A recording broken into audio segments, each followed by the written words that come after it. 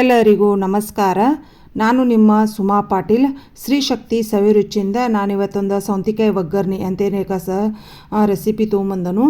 ಇದನ್ನು ನೀವು ಈ ಬಿಸಿಲಿನ ದಿನದೊಳಗೆ ಮಾಡ್ಕೊಂಡು ತಿಂದ್ರೆ ಭಾಳ ಟೇಸ್ಟಾಗಿರ್ತೈತಿ, ಭಾಳ ರುಚಿನೂ ಆಗಿರ್ತೈತಿ ಮತ್ತು ಹೆಲ್ತಿಗೂ ಚಲೋ. ಸೌಂತಿಕಾಯಿ ಬಿಸಿಲು ಭಾಳ ಇರೋದ್ರಿಂದ ಸೌಂತಿಕಾಯಿದೊಳಗೆ ನೀರಿನ ಅಂಶ ಭಾಳ ಇರ್ತೈತಿ.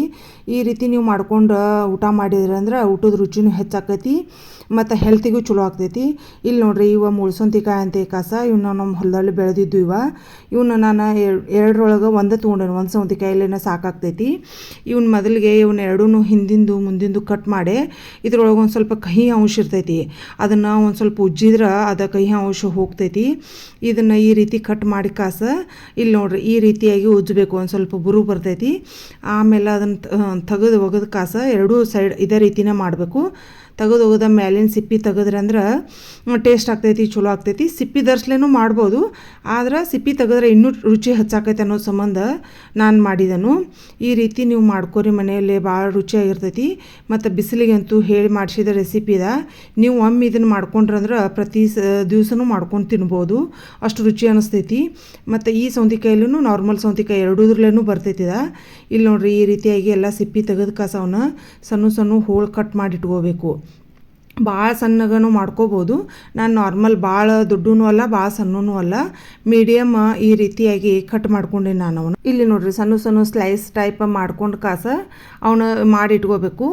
ಇದು ಕೋಸಂಬರಿ ಮಾಡಿ ಭಾಳ ಬೇಜಾರಾದವ್ರಿಗೆ ಮತ್ತು ಪಚ್ಚಡಿ ಕೋಸಂಬರಿ ಮಾಡಿ ಭಾಳ ಬೇಜಾರಾಗಿರ್ತೈತಿಲ್ಲ ತಿಂದ, ಅದಕ್ಕೆ ಇದೊಂಥರ ಡಿಫ್ರೆಂಟ್ ಇರ್ತೈತಿ.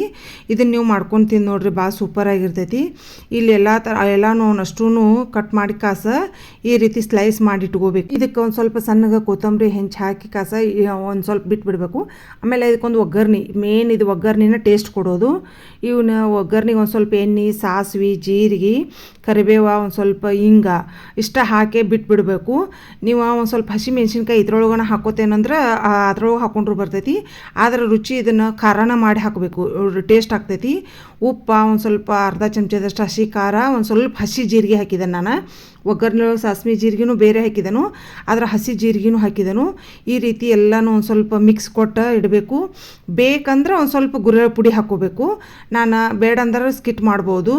ಒಂದು ಸ್ವಲ್ಪ ಲಿಂಬೆ ರಸ, ಗುರೆಳ್ಳು ಪುಡಿ ಹಾಕಿದೆ ನಾನು. ಗುರೆಳ್ಳು ಪುಡಿ ಹಾಕಿದ್ರೆ ಟೇಸ್ಟ್ ಕೊಡ್ತೈತಿ, ಆಮೇಲೆ ಚಂದ ಕಾಣ್ತೈತಿ ಅಂತ ಇಷ್ಟನೂ ತಿನ್ಬೋದು ನೀವು ಲಿಂಬೆ ರಸ ಹಾಕಿ ನಾನು ಒಂದು ಸ್ವಲ್ಪ ಅಗದಿ ಭಾಳ ಏನಿಲ್ಲ, ಒಂದು ಅರ್ಧ ಸ್ಪೂನಿನಷ್ಟು ಗುರೆಳ್ಳು ಪುಡಿ ಉದುರಿಸಿ ಕಲಿಸಿ ನೀವು ರೊಟ್ಟಿ, ಚಪಾತಿ ಮತ್ತು ಸೈಡ್ ಡಿಶ್ ಆಗಿ ಸ್ಪೂನ್ಲೆ ನಿಮ್ಗೆ ಈವ್ನಿಂಗ್ ಸ್ನ್ಯಾಕ್ಸ್ ಟೈಪ್ ಹಚ್ಕೊಂಡು ತಿಂದ್ರೂ ಟೇಸ್ಟ್ ಆಗ್ತೈತಿ, ಭಾಳ ರುಚಿ ಅನಿಸ್ತೈತಿ.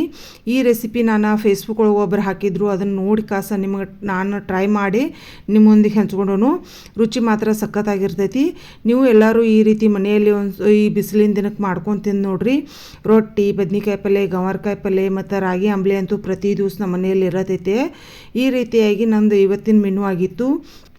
ನಿಮಗೆಲ್ಲರಿಗೂ ನನ್ನ ಅಡುಗೆ ವಿಡಿಯೋಗಳು, ಪೂಜಾ ವಿಡಿಯೋಗಳು ಎಲ್ಲರೂ ಇಷ್ಟ ಆದ್ರೆ ಲೈಕ್ ಮಾಡಿರಿ, ಶೇರ್ ಮಾಡಿರಿ, ಕಮೆಂಟ್ಸ್ ಮೂಲಕ ನಿಮ್ಮ ಅನಿಸಿಕೆಗಳನ್ನು ತಿಳಿಸ್ರಿ. ಮತ್ತು ನನ್ನ ಚಾನಲ್ ಯಾರೆಲ್ಲ ಫಸ್ಟ್ ಟೈಮ್ ನೋಡತ್ತಾರಲ್ಲ ಅವರು ಸಬ್ಸ್ಕ್ರೈಬ್ ಮಾಡೋದಂತೂ ಮರ್ಯಾಕೆ ಹೋಗಬೇಡ್ರಿ. ನಾನು ಮಾಡಿದ ರೀತಿ ನೀವು ಸೌಂತಿಕಾಯಿ ಒಗ್ಗರ್ಣೆ ಮಾಡ್ಕೊಂಡು ತಿಂದು ನೋಡ್ರಿ. ನಿಮ್ಮ ಮನೆಯಲ್ಲಿ ನಿಮಗೆ ಹೆಂಗೆ ರುಚಿ ಅಂತೂ ಇಷ್ಟ ಆಯ್ತಂದ್ರೆ ನೀವು ಎಲ್ಲರೂ ನನಗೆ ಮೆಸೇಜ್ ಮೂಲಕ ತಿಳಿಸ್ರಿ. ಮತ್ತು ಎಲ್ಲರೂ ವಿಡಿಯೋ ನೋಡಿದವರು ಒಟ್ಟು ಲೈಕ್ ಕೊಡೋದಂತೂ ಮರ್ಯಾಕೆ ಹೋಗಬೇಡ್ರಿ. ನಿಮ್ಮೆಲ್ಲರ ಸಪೋರ್ಟ್ ಯಾವಾಗಿದ್ರೂ ಹೀಗೆ ಇರಲಿ. ಎಲ್ಲರಿಗೂ ಮತ್ತೊಮ್ಮೆ ತುಂಬ ಧನ್ಯವಾದಗಳು. Thank you so much.